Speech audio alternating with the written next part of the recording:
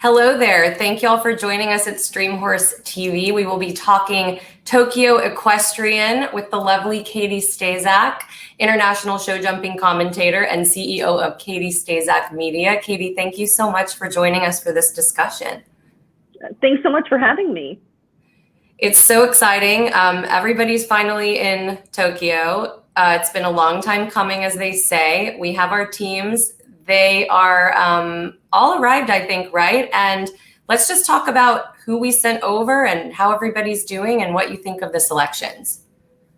Yeah, well, first of all, like you said, it's really been a long time coming. The games have been postponed a year. That's a lot for athletes to begin with, let alone when you're working with an equine athlete as your partner. A year can make a tremendous difference. I know there are some combinations competing in Tokyo that may not have been ready a year ago. And then there are some combinations that might not be in Tokyo because they were primed and ready to go last year, but their horse is a year older and it makes a big difference. And that horse may not have been hitting a peak this year. So it certainly threw a wrench in many people's plans. I know a lot of us were uncertain that these games were going to happen. I myself was supposed to be in Tokyo, and I made the very difficult decision to stay home. But I certainly am cheering everyone on from home, and it's great to be able to chat with you about everything that's happening. We have three really capable teams in Tokyo representing the US. Dressage is already competing. Eventing riders, they're on site, and the show jumping riders are en route as they speak if they haven't just landed. Okay, we'll do a memory test here. Do we know all the teams, and can we rattle them off quickly? Okay, here we go. So we've got Dressage that, by the way, is indeed qualified for the team final and qualified all three competing riders, which is new, of course, for this year, for the individual final as well. So we have Stefan Peters and Stefan Casper. We have Sabine Schut-Carey and Sanseo. And then we have Adrian Lyle and Salvino. They are representing in Dressage. Cross country eventing, we saw a lot of changes. We had a few substitutions already. So we have Philip Dutton, and he is competing with Z. Boyd Martin has Peaster leg, and then we have Doug Payne, who was originally the traveling reserve, and he is now on the three-man team, and he'll be riding Vandiver.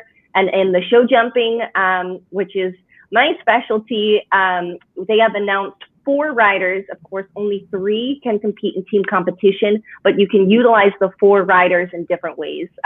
So we have Laura Kraut and Valentin Yu. We have Kent Farrington, who was the highest placing American at the last Olympic Games. He brings forward Gazelle. We have McLean Ward and Contagious, and Jessica Springsteen and Don Juan Bonde Donkova. And there you go. How's that name for Jessica's horse? That's why I saved that one for last. But I've worked on my Dutch and my different pronunciations working in Europe over the past few years. That's definitely a mouthful. So all strong players. Any overall, I know jumping is your specialty, but overall, including all the disciplines, any surprises on the selections, any surprises on the horses or the humans? Well, one of the big surprises was actually related to injury, and that was on the eventing team. I thought Liz Halliday-Sharp and De Niro were such deserving selections, and unfortunately, De Niro was injured before departing for quarantine in Aachen, and Doug Payne stepped in to that 3-man squad from traveling reserve. So that was a big surprise. I'm gutted for her. She did the right thing for her horse, obviously, but she really deserved that spot. On the jumping side, a big surprise is not seeing Beezy Madden on the team.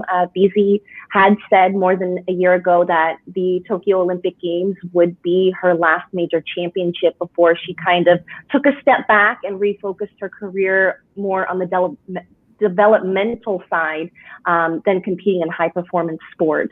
Her top mount, Derry Liu, she was supposed to compete in the Olympic Games a year ago, but she had a sale agreement in place. And after the games were postponed, that sale was accelerated, and Derry Liu is no longer in her string. Her best chance became the young and talented Garant. And after competing in the Nations Cup, the first round, really, in Rotterdam, she decided that her horse was not quite ready for the task, and she withdrew herself from consideration for the team. So that was a big surprise.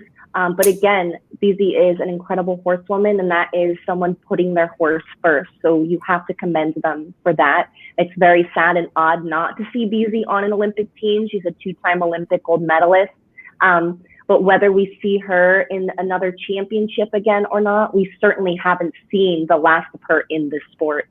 She's going to be making a tremendous impact on up-and-coming riders and horses for many years to come. Yes, and definitely all the honor goes to, and the respect goes to those two ladies for really taking the right step for their horse. I think it was Beezy that I read a quote that said, the only thing more important than the Olympic team is the horse, which is just so important coming from a person of her stature and her role model status. Exactly. I think it's a bummer. And it sounds like the horse, Garant, was pretty much not assumed to be able to handle it, but he was on the right track, right? Absolutely. It's a very talented horse. He's got loads of ability. I remember when he won a big event in North Salem on the World Cup season, they called him a mini authentic, of course, a legend for Beezy. So they really had high hopes for this horse. He is very talented. I think there's a lot of success for him to come, but it's a big ask. And you can't forget that due to the global situation and the shutdown of competitions, that's a developing horse that lost a lot of time that could have been used to continue his development. So a lot of factors at play, and she clearly did what was right for her horse. And, you know, that is what is most important. Yes, absolutely. And back on the selection side, the surprise for me being an eventer was Tammy Smith. Her horse has, captivated me, and on the flip side, the extra year probably benefited them, and they have made it as a traveling reserve or alternate, but they were winning everything at 4-star, and it just seemed so funny for me seeing them not selected in the first place. However, having not moved up to 5-star till this year, they may have not even been in contention last year. So it's definitely made a difference, like you said, especially with having an equine partner involved in all the training and not just training yourself for your sport. Any other surprises, like in terms of horses or anything like that? Well, in dressage, of course, 4 horses can be presented with the traveling reserve, while Team USA only presented 3 horses at that first horse inspection. That's because Nick Wagman's horse actually sustained a minor injury once arriving in Tokyo. The vets looked at the horse and they determined that it just wasn't in his best interest to continue forward. So he had to withdraw his traveling reserve. So heart-wrenching to come that far and not to be able then to jog. Again, the horses always come first. They add another element of difficulty to the Olympic Games. Timing is everything, and unfortunately, these things happen. So Team USA, they went forward with just their 3 heavy hitters in this big matchup. Yes, and let's just hit format changes. So we have an interesting turn of developments where there used to be a drop score, at least for eventing. So tell me about the format changes, and we're seeing those right now underway with dressage. Yeah, there was a drop score for every equestrian discipline, every sport in the Olympic Games, and they made a huge change, and now they're being just a 3-person team with no drop score starting for the very first time this year. So we are seeing it happen for the very first time, and it changed a lot of things in terms of selection. In years past, Team USA really developed successfully a program where there would be 3 veteran riders on a team paired with a young up-and-coming rider, and it worked very well for them. Now, when they're going to head into team competition, more than likely it's going to be McLean, Laura, and Kent, 3 very seasoned veterans competing for the team, because that's all there is. And with no drop score, it certainly plays a factor. I listened to an interview recently with Laura Kraut, And she was saying it really changes the amount of pressure put on you as a rider, because going in to that kind of competition, there's already an immense amount of pressure, but you know in the back of your mind, if something happens unforeseen on course, your teammates can pick you up and pick your team up, and you can be the drop score in that worst case scenario. Well, that doesn't exist anymore. So I think it's really going to play a role in show jumping. We're seeing it play a role right now in dressage. The three-man squad is just the beginning of the format changes for each. Among them, as we get into dressage, we're now about to see the individual and team finals. The team final will be the Grand Prix Special, and the individual final will be the Grand Prix Freestyle. The Grand Prix test was used solely for qualifying. So in these medal rounds, only one test will determine those medals. The Grand Prix was used just for seeding and qualification. Wow, interesting. So a few changes everyone has to navigate, including no spectators, which could have its pros and cons with the horses. We were talking the other day and you were saying you think it might most affect the dressage equine athletes in a good way. You know, it can certainly go both ways. Not having a crowd is a huge thing. It just changes the atmosphere, and I think that's particularly impactful in dressage.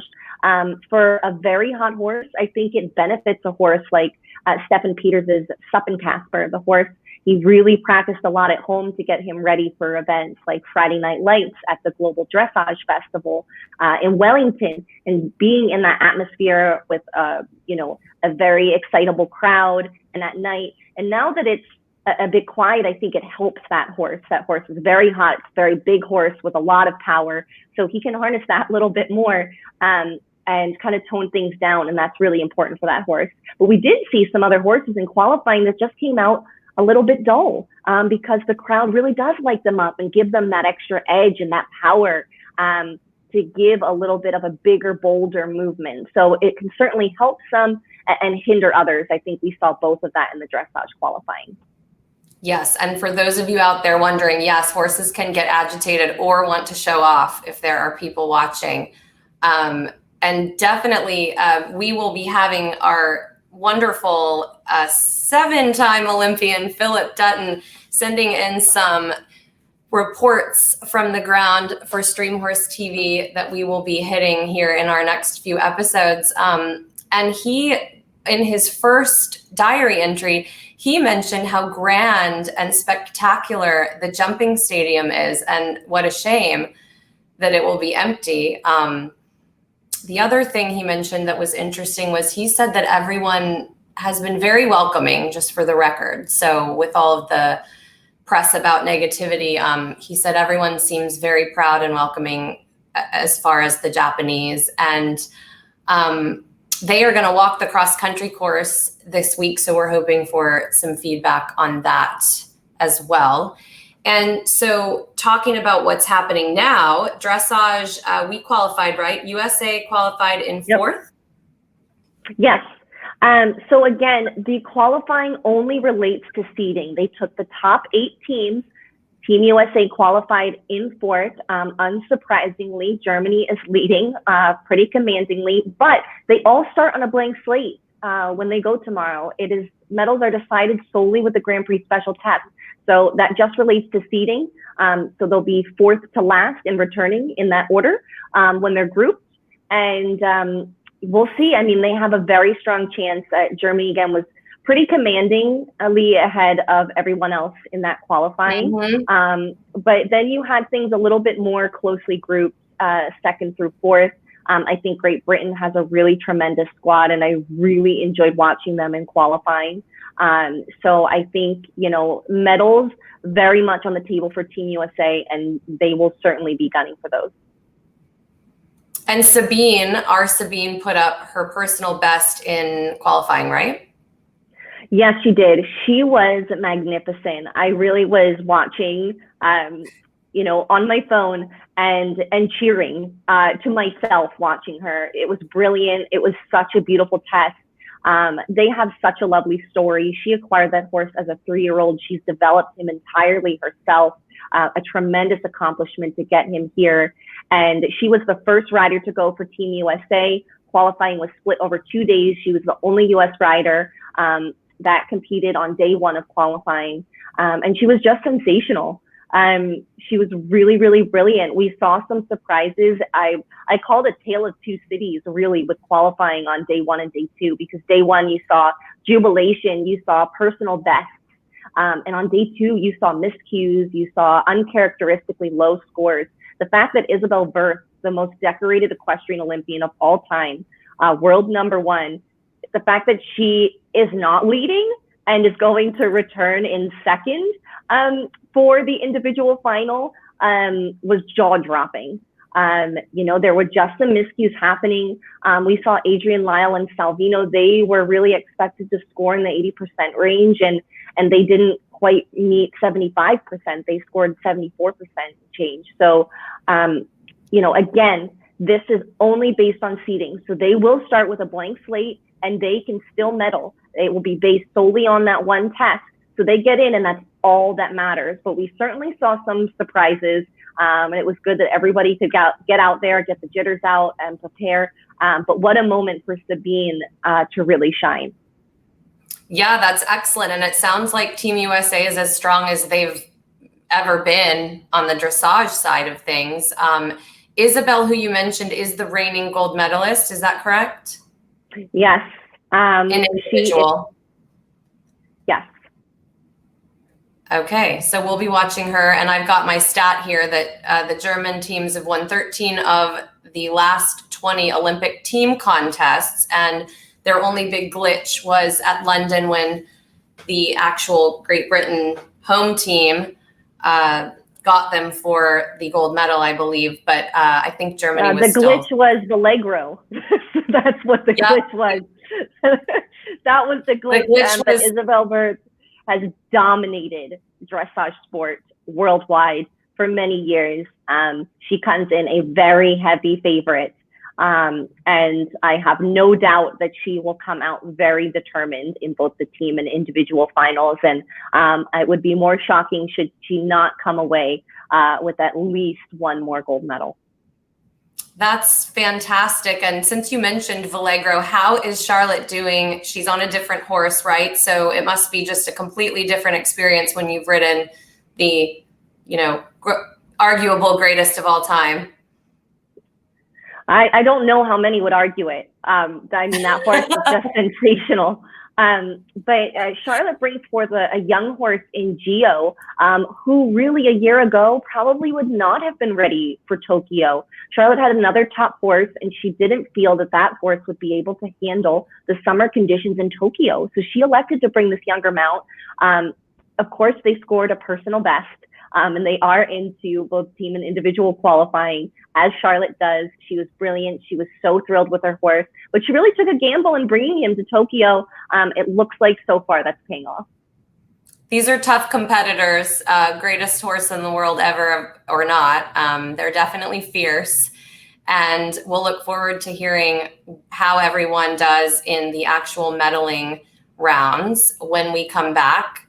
And I will leave us with that. And I hope we can talk about age as well, because we do have Philip, who's the oldest Olympian on Team USA. And maybe we can play with the numbers a little bit with the horses as well, who the eldest and youngest might be across all the countries, not just Team USA. So Catie, we so appreciate your insights, your stories, your commentary.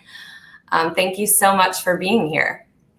Thank you so much for having me. I love a good numbers game, so we'll play around with those next time. There's so much to come, and we'll have our very first medals for Team USA Equestrian decided tomorrow. So I hope everyone tunes in and cheers them on, because they need all of that cheering with no fans in the stands, so they could use us here at home.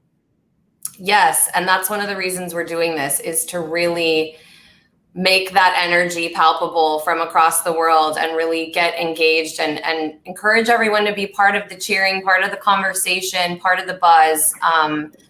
And so we'll see you next installment of this. Thank you again, Catie, for for sharing all your insights. And don't forget to follow StreamHorseTV across social media on Facebook, Instagram, Twitter, and YouTube.